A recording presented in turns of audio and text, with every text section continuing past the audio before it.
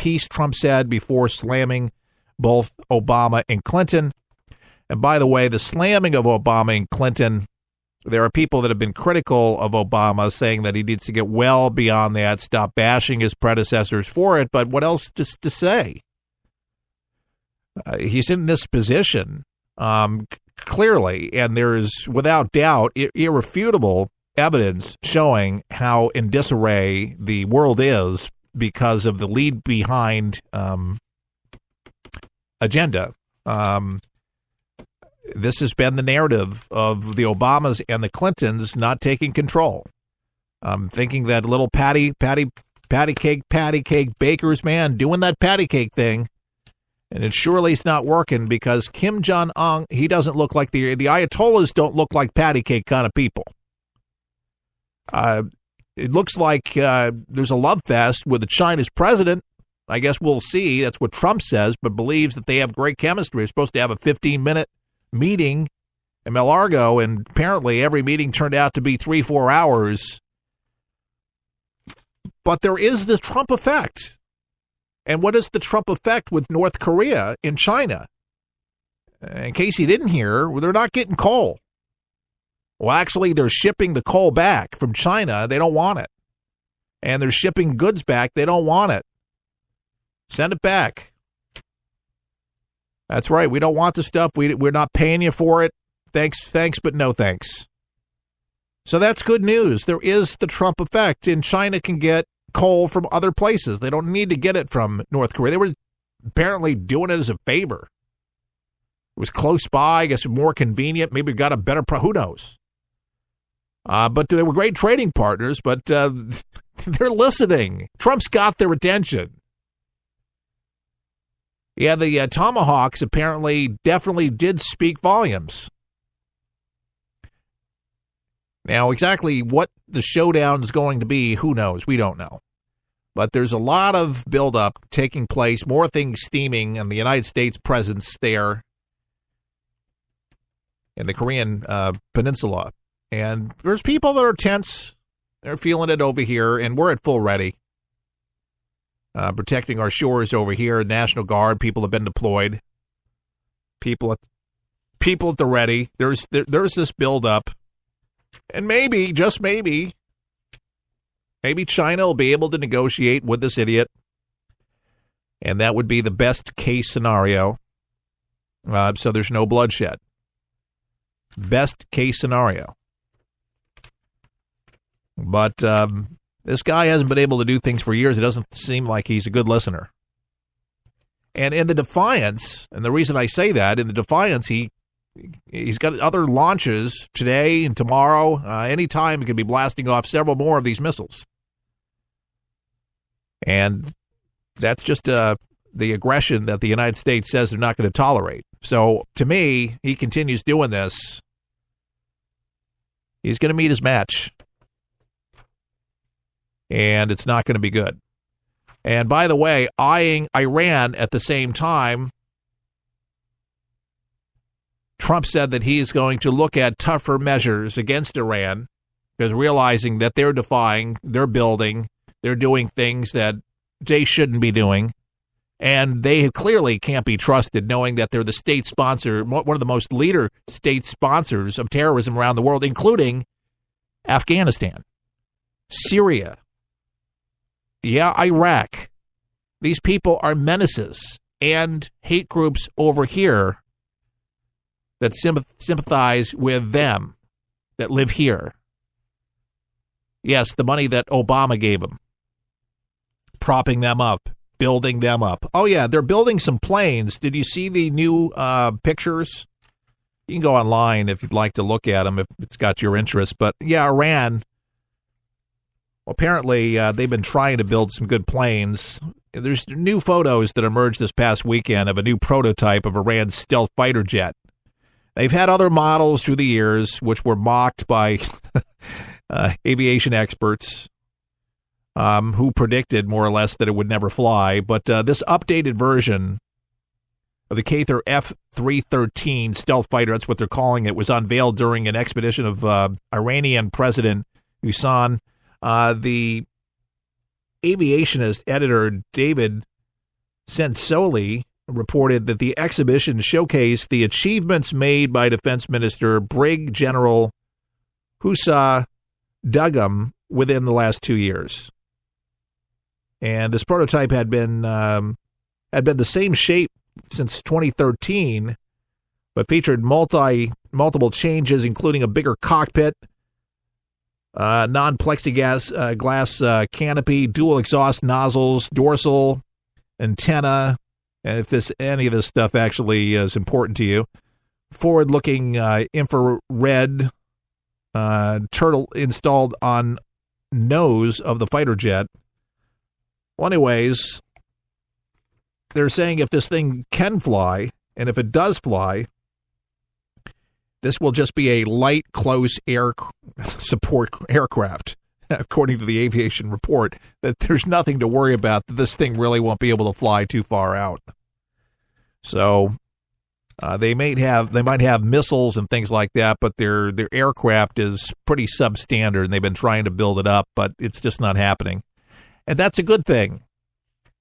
Whether it's cyber hacking or maybe just God winking at us and giving us a smile, there's a lot of blow-ups at the launch pad there in North Korea.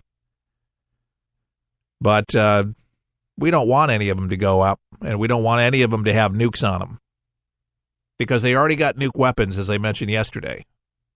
They've put them into the ground, and they've been doing it for 6 years. They already have nuclear capabilities. And I repeat, and everybody needs to understand this, North Korea has nuclear capabilities. So if you question why the might of America is there, it's because they have threatened to strike the West Coast, Hawaii, Japan. They don't care. They just want to make a statement. It's a madman. He's on a crazy train. When Ozzy Osbourne, didn't he have that song years ago?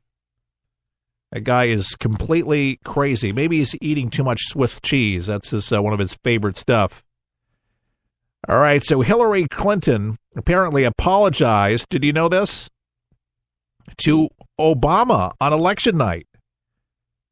This is just breaking news. This is all coming out because of Hillary Clinton's book. You got a tell-all book. But this was right after calling Trump to offer him congratulations, according to this new book chronicling her 2016 presidential bid called Shattered. Inside Hillary Clinton's doomed campaign. Mr. President, I'm sorry, she said, according to the Washington Post review of the book, due out Tuesday, which is today. You got to run out and see it. And the White House urged Clinton to concede as Trump claimed battleground states, like I mentioned earlier in today's broadcast, some of the slim margins because Obama wanted to avoid a messy recount. Like I said, Obama, come on, Obama. He had common sense. Wow. He didn't want a messy recount. Why? Because it's not American. It's not the way that things were done. But look how the left is acting. That's the very party, though. What are they going to say into the Obama doctrine we march? You know, there's more cheers for the socialist Bernie Sanders. Dems are getting booed, but the socialist gets more cheers. They actually like the socialist idea as opposed to what the Democrats have done. I think that a lot of the left has a bad flavor, and they're upset. They're mad. They feel let down because clearly they didn't represent them, and clearly they didn't have their act together. The billions of dollars that were spent on that campaign, all that money, think about it, probably could have eradicated most of poverty, or at least people that were hungry in the world. All that money to get Hillary Rotten Clinton into the White House. The woman is a chronic diarrhea liar. Dinesh movie Hillary's America. If you've never seen the movie, it's available on YouTube now. It was in theaters all over the country. It's just so revealing. And we've had him on the broadcast. Dinesh D'Souza, great guy, very knowledgeable, knows so much about the Clintons. It's not just Hillary, it's just the Clintons in general, how their dealings. They're just unscrupulous. Love that word, unscrupulous, non-trustworthy, and very unpatriotic. Don't love this country. They love them. Me, myself, and Irene love themselves long time. Big time. But good riddance. Please, just go away already. But selling another book while the Clinton Foundation stuff is dried up. Oh, poor Hillary. Oh, poor Hillary. Yeah. We were so sorry that the money's dried up, but that's just the way it's gone. This was Hillary in the shower this morning.